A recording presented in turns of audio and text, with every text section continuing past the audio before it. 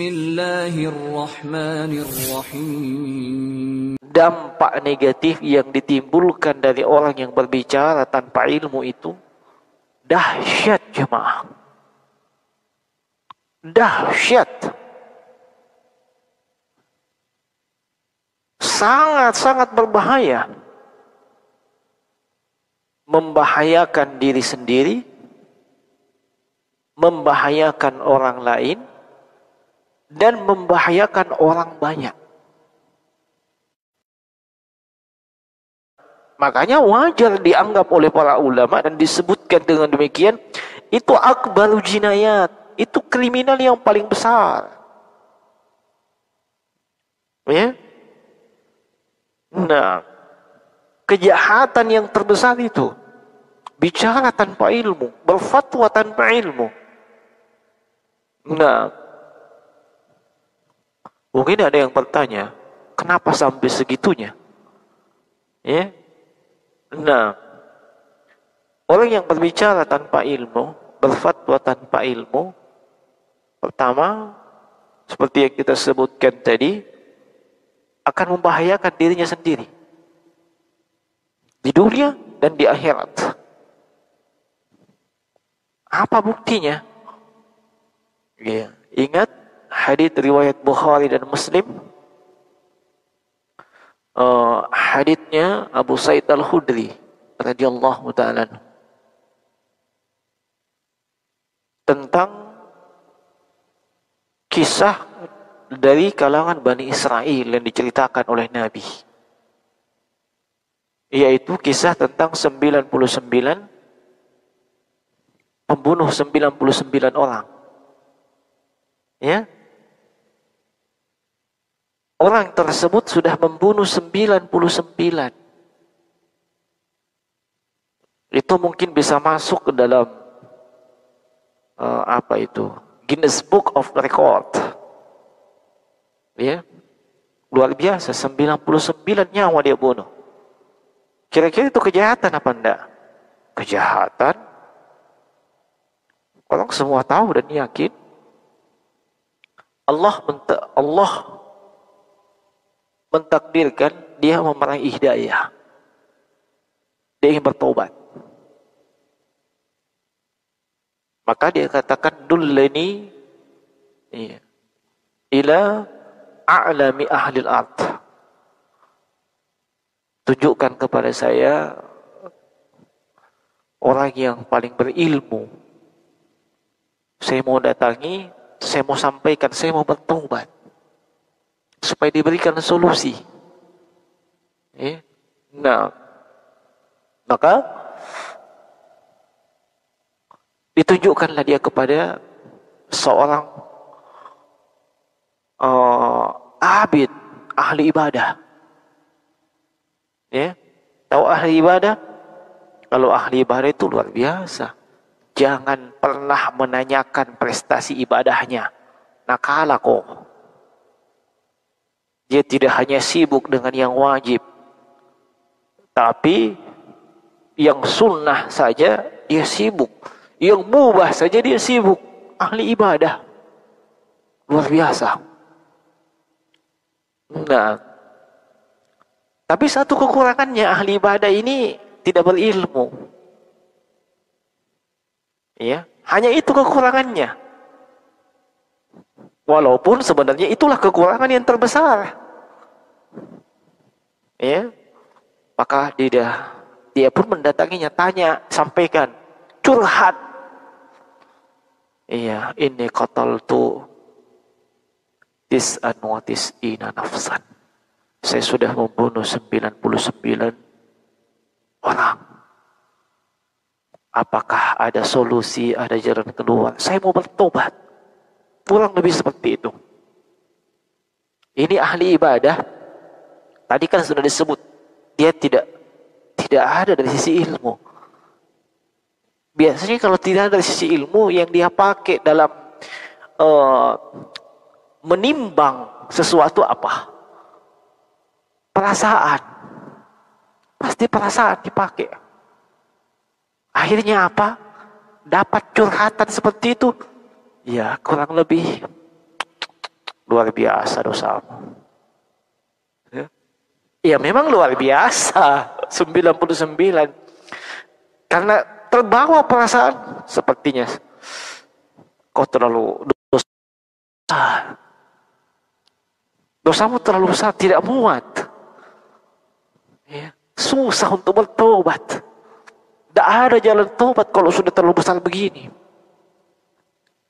Akhirnya apa terjadi jemaah sekalian? Ini orang yang sudah mau tobat, sudah mau hijrah, ya. Kalau bahasa zaman now, sudah mau hijrah, dipotong jalannya, tenawanto.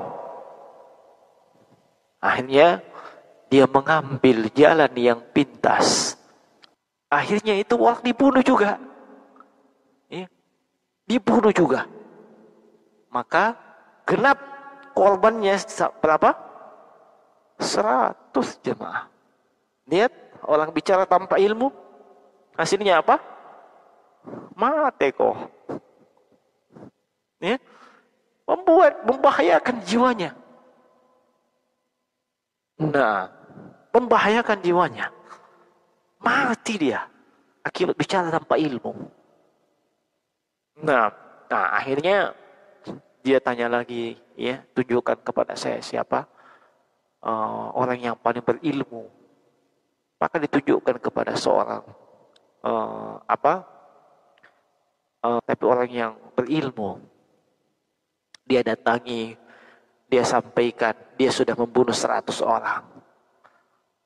Ya, apakah masih ada solusi? Masih ada jalan untuk bertobat? Maka apa kira-kira solusi yang diberikan oleh ahli ilmu tersebut?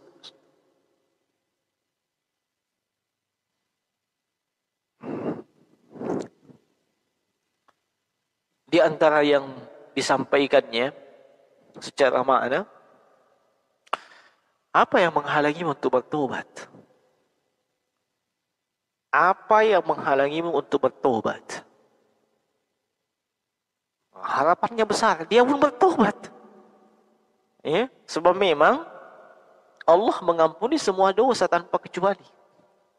Ya, Allah mengampuni semua dosa tanpa kecuali. Ya, qul li ibadiyalladzina asrafu ala anfusihim la taqnatu min rahmatillah innallaha yaghfiruz dzunuba jami'an. Dalam surah Az-Zumar, katakanlah kepada hamba-hambaku yang telah melampaui batas, ya, bahwasanya Allah mengampuni semua dosa. Allah mengampuni semua dosa. Ini orang berilmu tahu itu. Nah, sebanyak dan sebesar apapun dosamu, kalau Anda mau bertaubat, Allah Maha penerima taubat. Nah, akhirnya dia bertobat. Nah, sebagai realisasi dari tobatnya, dia disuruh pindah, suruh hijrah, ya, dari kampungnya. Kampungnya itu kan pengaruh temannya, sahabatnya, kawan-kawannya besar.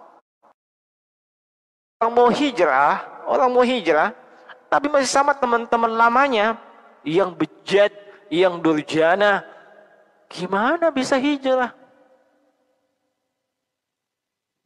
Maka dia sudah pindah kamu dari kampung ini ke kampung sana. Iya. Qadarallahu ma syaa fa'ala, dalam perjalanan itu dia meninggal. Ya. Nah, dan saya tidak akan sebutkan sampai akhir hadis. Di sini yang saya ingin tekankan, lihat bagaimana bahayanya orang berbicara tanpa ilmu. Ya. Membuat dia terbunuh. Belum lagi dosanya nanti di akhirat. Kenapa? Dia berbicara tentang apa-apa yang itu adalah haknya Allah. Nah, itu dosa besar. Nah, nanti akan datang ayat yang menyebutkan bahwasanya itu termasuk dosa besar, berbicara tanpa ilmu. Nah, yang kedua, membahayakan orang lain. Bagaimana mau membahayakan orang lain? Ya. Itu diriwayatkan oleh Imam Abu Daud As-Sijistani dalam sunannya. Ketika Rasulullah mengirim, kalau tidak salah, Sariyah, rombongan. Rasulullah mengirim rombongan. Tapi kalau Rasulullah mengirim rombongan, itu rombongan perang. Ya. Di dalam perjalanan itu, ada salah seorang dari anggota pasukan, ya, yang kepalanya kena batu, ya, terkena batu, berdarah. Nah, akhirnya dibalut kepalanya. Nah, Allah mentakdirkan malamnya itu dia mimpi basah. Itu orang yang kepalanya terluka, mimpi basah. Ya.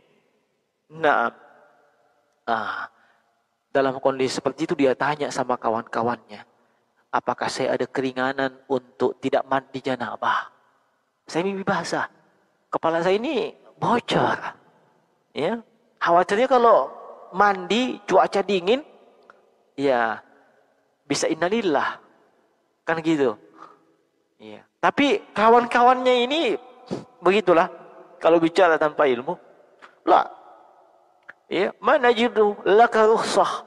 Kami tidak lihat kamu ada rukhsah, tidak ada keringanan buat Anda. Ya, tidak ada. Akhirnya apa? Faghasala famata. Dia pun mandi. Akhirnya dia innalillah.